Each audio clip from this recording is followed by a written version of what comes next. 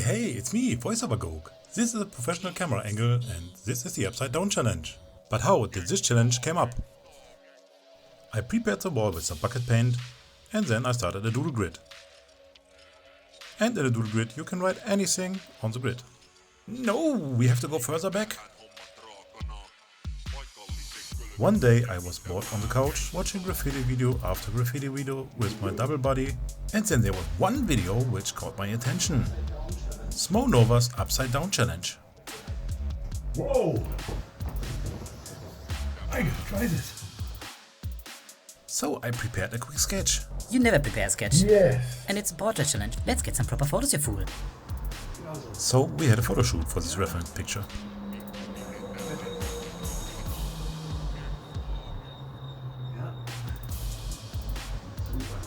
This is the reference picture.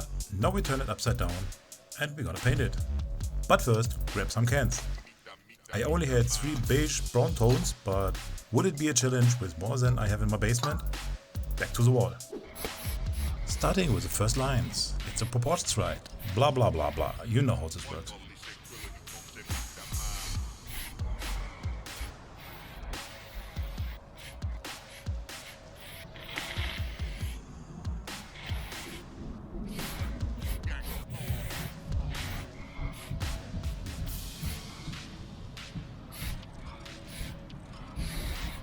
Then we erase everything around we don't want to paint with a good old and smelly bucket paint.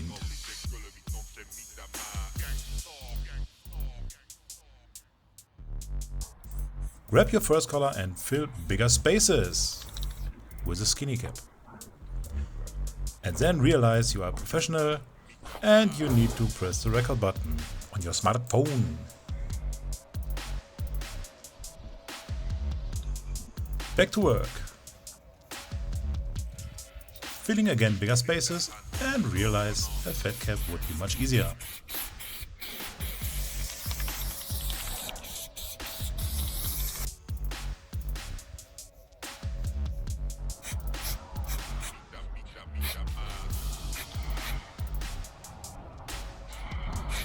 Bring in a second color for lights, shadows, or like in this case, makes the face just looking sick. I don't know, but at some point I realized that isn't the right color to go. So here's a darker brown for some shadows and stuff.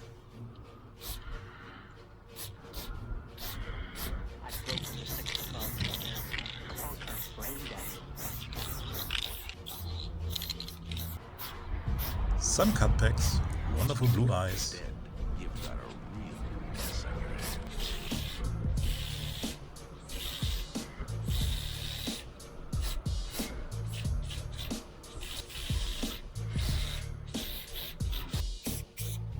And again, filling some bigger parts with a fat cap.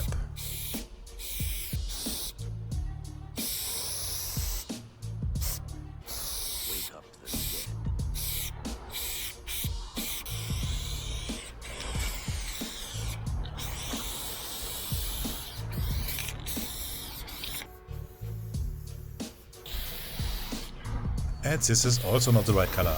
I had no other tone between this one and black, so I choose black for this part. Putting some shadows into the mask. Into the eyes, the tiny pink is great for details, but I always forgot to drill a bigger hole in it.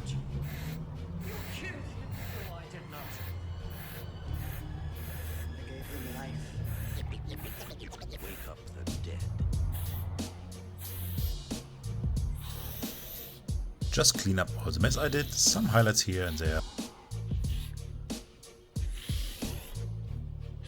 Oh, and don't forget the glasses of old Goki, otherwise he will be blind.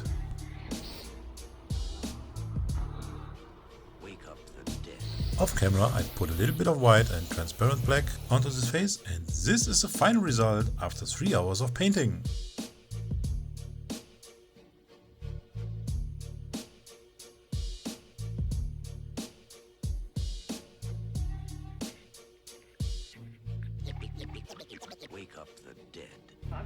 But I wasn't that happy, so I added some highlights into the mask, and this is what it looks with 5 more minutes of painting.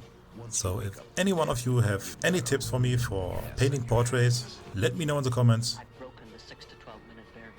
And here is another video which you may like to watch.